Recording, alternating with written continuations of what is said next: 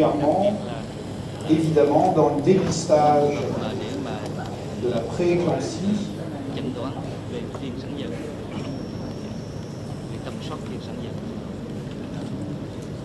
Prééclampsie qui rentre dans le diagnostic global de ce que l'on appelle l'insuffisance placentaire.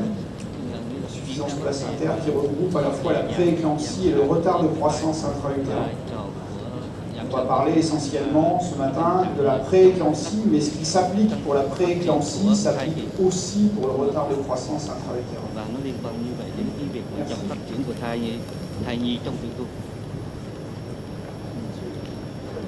Voilà, la prééclampsie, c'est une pathologie qui reste encore aujourd'hui extrêmement grave sur le plan mondial, avec une prévalence qui est variable selon les pays du monde. En Asie, chez vous, c'est une pathologie dont la prévalence est très importante, qui est responsable sur le plan santé publique, de complications à la fois maternelles et également de complications fétales, néonatales graves. Vous savez qu'il n'y a pas de traitement curatif de la prééclampsie. La seule façon de traiter cette pathologie de façon définitive, c'est l'arrêt de la grossesse. Et on peut dire également, en France, mais aussi dans le monde, que c'est une pathologie où les patientes paient un lourd tribut à leur première grossesse. Ce que l'on appelle les patientes nullipares, les patientes primigestes, sont largement touchées par cette pathologie qui est plus fréquente chez ces patients et pour lesquelles on n'a pas d'antécédents obstétricaux pour pouvoir appliquer un traitement préventif. La physiopathologie de cette prééclampsie, la physiopathologie de l'insuffisance placentaire, elle passe par une première étape que vous connaissez qui est l'anomalie d'invasion du trophoblaste placenta, et puis une perfusion placentaire qui devient anormale, qui est responsable d'une anomalie, d'une souffrance de ce trophoblaste et d'une pathologie maternelle ensuite, qui est une maladie endothéliale maternelle, qui va être responsable des complications, de l'hypertension artérielle, mais également d'autres complications comme le HELP syndrome, la coagulation intravasculaire disséminée, la CUD, l'éclampsie. On insiste aujourd'hui sur le fait qu'il n'existe pas un schéma unique de cette pathologie sur le plan physiopathologique, mais qu'il existe vraisemblablement une conjonction de facteurs placentaires et de facteurs de susceptibilité maternelle cardiovasculaire qui expliquent différentes formes de prééclampsie. Il existe des prééclampsies précoces dans lesquelles les facteurs placentaires sont plutôt impliqués, c'est plutôt une anomalie du développement placentaire, et des prééclampsies à terme, plus tardives, après 37 semaines d'aménorrhée, où ce sont plutôt des facteurs maternels cardiovasculaires qui sont impliqués. Et cette variabilité dans les différentes formes de prééclampsie explique que le dépistage que l'on peut faire avec le Doppler soit plutôt efficace à mettre en évidence des prééclampsies précoces qu'à mettre en évidence des prééclampsies plus tardives.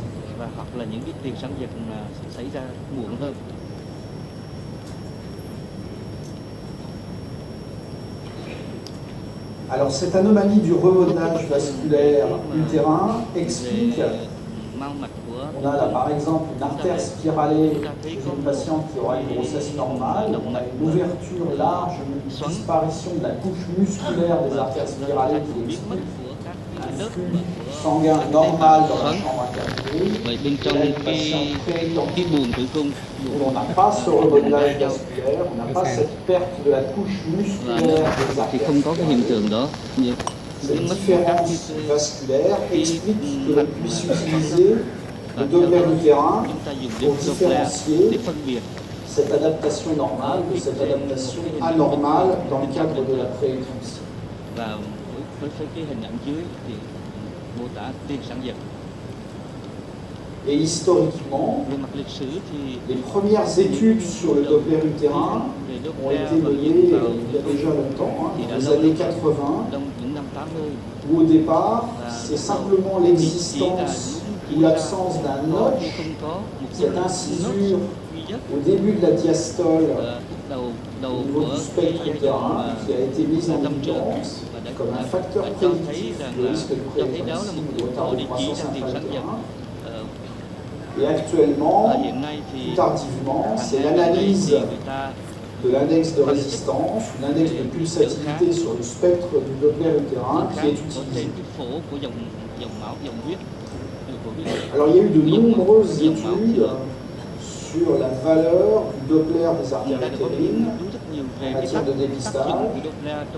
Et puis, après ces différentes études, une synthèse a été faite sous forme de méta-analyse. Et la principale méta-analyse publiée, elle date déjà de 2008. C'est la méta-analyse de Knossen, qui a été publiée en 2008. Qu'est-ce qu'elle montre, cette méta-analyse? Elle montre que la sensibilité du Doppler des artères utérines pour le dépistage de la prééclampsie précoce et sévère atteint 78%, và nó đạt đến 78 plutôt pas mal. 78%. Et cette prééclampsie précoce est relativement moins fréquente que la prééclampsie thường hơn là un peu plus tardive à terme. không nhiều hơn là khi Par contre, la khi sản sensibilité giật mà xuất est hiện moins sớm. bonne, elle n'atteint que 40%. Độ nhạy, Et cette faible độ đặc sensibilité thì chỉ explique độ nhạy thì chỉ qu'on ne puisse pas utiliser le Doppler des artères utérines de façon isolée en population générale pour faire du dépistage. để mà làm tầm soát. Des études également sur de grosses populations, Đối với những nhóm mình plus de 50 000 grossesses, ont clairement montré mà thai kỳ que la sensibilité là độ du Doppler des artères utérines diminue thì giảm. pour des prééclampsies de plus en plus tardives, 73% de sensibilité pour des prééclampsies 73% entre 24 et 34 semaines d'aménorrhée. với mà 30 Et si on est plus tardif, thai kỳ. Và trường hợp mà 49% simplement de sensibilité si on va jusqu'aux prééclampsies à 37 semaines d'aménorrhée. vào tuần 37. Et on tombe à une sensibilité de 29% si on veut faire le dépistage de toutes les formes de prééclampsie, y compris jusqu'à 40 semaines d'aménorrhée. Cho đến tuần thứ 40. C'est ce qui a amené certaines Điều études này đã dẫn đến à proposer ce qui est plus moderne aujourd'hui, on va dire, un dépistage combiné de la prééclampsie qui est basé sur non seulement le Doppler des artères utérines, mais également les antécédents maternels, la pression artérielle maternelle et des facteurs biologiques, PLGF, qui est un facteur placentaire angiogénique, et l'association de ces différents paramètres permet d'aller jusqu'à une sensibilité d'à peu près 3 quarts, 75% pour la mise en évidence de la prééclampsie. để chứng minh được là dấu hiệu tiền sản giật. Alors ça, c'est le Doppler des artères utérines Đó là cái Doppler au deuxième của các trimestre. động mạch của Qu'est-ce qu'il en est des études sur le Doppler utérin plus précoces với những cái tầm au soát premier sớm trimestre ở de la grossesse.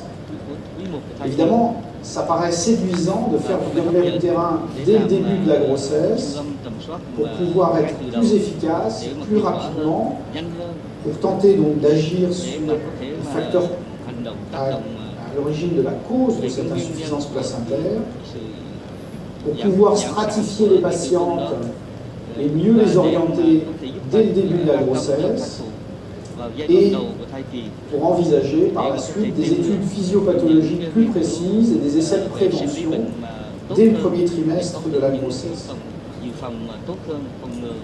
La particularité du Doppler utérin au premier trimestre de la grossesse, c'est qu'il ne doit pas être réalisé comme au deuxième trimestre. On ne réalise pas le Doppler utérin au premier trimestre au même endroit qu'au deuxième trimestre. L'analyse doit être faite à proximité de l'orifice interne du col utérin, alors qu'au deuxième trimestre, vous le savez, le Doppler utérin est fait beaucoup plus long au niveau de l'utérus.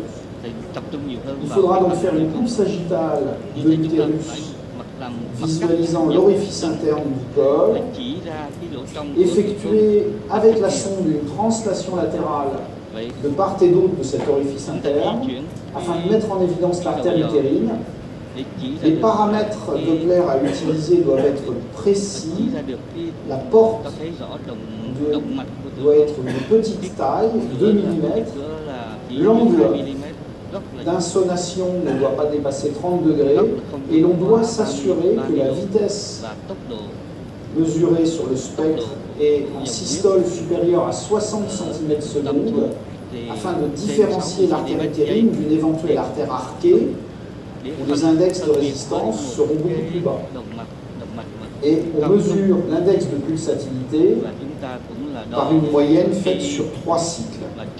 Voilà ce que ça donne in vivo. Donc une coupe sagittale de l'utérus, l'orifice interne du col, on le distingue ici. On met la fenêtre couleur sur cette zone-là. On fait la translation latérale et vous voyez qu'on voit apparaître la boucle de l'artère utérine.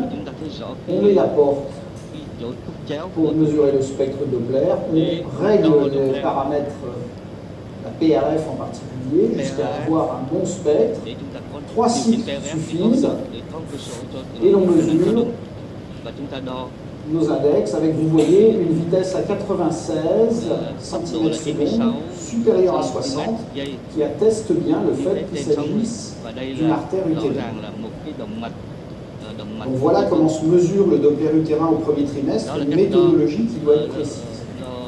Là aussi, une méta-analyse nous donne des résultats concernant la sensibilité de ce test, et vous voyez que même si c'est séduisant de faire du Doppler utérin au premier trimestre parce qu'on est précoce, la sensibilité est faible, 25% simplement, pour un diagnostic de toute forme de prééclampsie confondue. Une sensibilité un peu meilleure, 40%, mais ce n'est que 40% pour les prééclampsies sévères et précoces. Alors en fait, l'objectif de ce Doppler des artères utérines précoces, c'est de pouvoir être efficace en prescrivant le seul traitement qui fait la preuve aujourd'hui d'une prévention de la prééclampsie, c'est l'aspirine, avec, vous le savez, le résultat de la méta-analyse de la SKI de 2007 qui montrait que l'aspirine avait une efficacité pour prévenir la prééclampsie qui était aux alentours de 10%. Et donc, si l'on veut utiliser le Doppler au premier trimestre de la grossesse pour pouvoir prescrire de l'aspirine, il est vraisemblable qu'il faut l'utiliser dans le cadre d'un dépistage combiné, puisque dans ces cas-là, en combinant, comme on avait pu le faire pour le deuxième trimestre, d'autres paramètres maternels, en particulier les antécédents maternels, mais également la pression artérielle maternelle et également les facteurs angiogéniques comme le PLGF, on peut obtenir, en additionnant tous ces facteurs, en faisant un dépistage combiné, exactement comme on le fait pour le dépistage de la trisomie 21, en combinant plusieurs facteurs, obtenir un dépistage qui est beaucoup plus performant, avec des sensibilités beaucoup plus élevées, comme cela a été montré par ces études anglaises sur près de 36 000 patientes, un effectif considérable pour obtenir ces chiffres qui sont intéressants.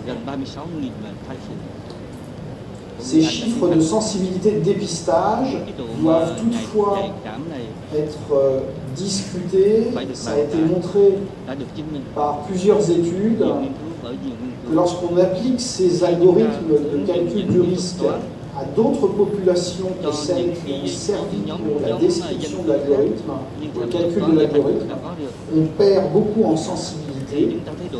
Ces auteurs ont fait sur leur population, ils ont testé les différents algorithmes de dépistage qui avaient été publiés et ils ont constaté qu'entre les sensibilités publiées par les auteurs et les sensibilités que eux avaient mesurées sur leur population, il y avait des différences qui allaient de 20 à 50%.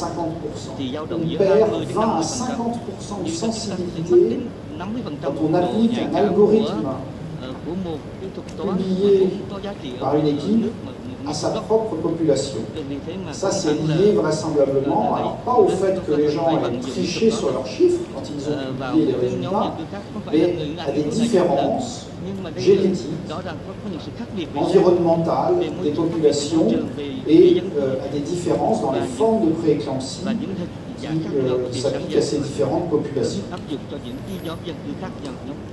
Il a également été souligné dans la littérature le fait que si vous voulez faire du dépistage avec le Doppler, qu'il s'agisse du Doppler au premier trimestre ou au deuxième trimestre, il est très important d'appliquer un contrôle de qualité à vos mesures Doppler, exactement comme vous le faites pour la mesure de la nuque fétale. De la même façon, pour le Doppler, il faut appliquer un contrôle qualité. On l'avait montré dans une étude, alors sur peu de patientes qu'on avait fait à Tours, on avait montré que d'utiliser le Doppler utérin dans un dépistage avec d'autres paramètres n'avait aucun intérêt par rapport à ces autres paramètres, en particulier biologiques, quand on n'appliquait pas de contrôle qualité au Doppler utérin.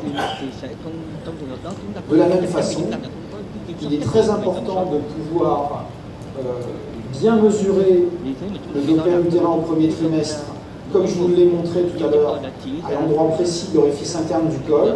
Si vous mesurez le Doppler comme vous le faites au deuxième trimestre, un petit peu plus haut sur l'utérus, on perd beaucoup en qualité et les chiffres ne sont plus corrélés à ceux du Doppler du deuxième trimestre. On a mis en place, pour cette raison, avec le Collège français d'échographie fétale en France, un contrôle de qualité. Vous savez qu'il existe un site du CFEF sur lequel on peut se faire évaluer comme opérateur. C'est valable pour les gens qui travaillent en France, mais on pourrait l'étendre éventuellement en collaboration à d'autres sociétés, comme en particulier la société vietnamienne d'échographie prénatale. Il existe donc une possibilité d'évaluer ces Dopplers du premier trimestre. Les Dopplers sont transmis par le biais d'un site et les images peuvent être exactement comme pour la mesure de la nuque fétale, cotées en fonction de différents critères qui sont les critères de mesure que je vous ai indiqués tout à l'heure. Un compte-rendu est ensuite envoyé aux opérateurs pour leur dire quels sont les éléments qu'ils doivent essayer d'améliorer dans leur mesure.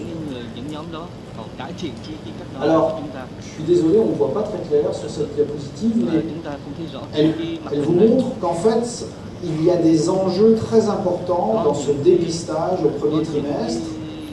Peut-être certains d'entre vous ont lu cette étude qui a été publiée dans le New England Journal of Medicine en 2017. C'est une étude très importante dans le domaine du dépistage et de la prévention de la prééclampsie. C'est une étude qui a été faite multicentrique dans des pays anglo-saxons. Près de 27 000 patientes ont été dépistées et ces patientes, dans 10% des cas, se sont avérées être avec un risque supérieur à 1% de prééclampsie sur un dépistage combiné. Ces patientes ont été randomisées entre un groupe aspirine, où elles ont eu un traitement préventif par aspirine, et un groupe placebo, où elles n'ont pas eu de traitement préventif. Qu'est-ce que dit l'étude? L'étude a montré que dans le groupe aspirine, il y avait pratiquement 65% de prééclampsie avant 37 semaines d'aménorrhée en moins que dans le groupe placebo, une différence qui s'est avérée significative et qui permet de souligner que ce dépistage combiné, associé à un traitement préventif par aspirine ensuite, peut permettre de réduire le risque de prééclampsie. Néanmoins, vous voyez, on a prévenu 22 prééclampsies et il a quand même fallu dépister près de 27 000 patients. Ce qui signifie quand même qu'il faut faire 1000 dépistages. Si vous donnez ensuite de l'aspirine, si la patiente est à risque, pour prévenir une prééclampsie, ce qui est un gros travail, mais pour un bénéfice qui est un bénéfice réel, qui est le risque de prééclampsie.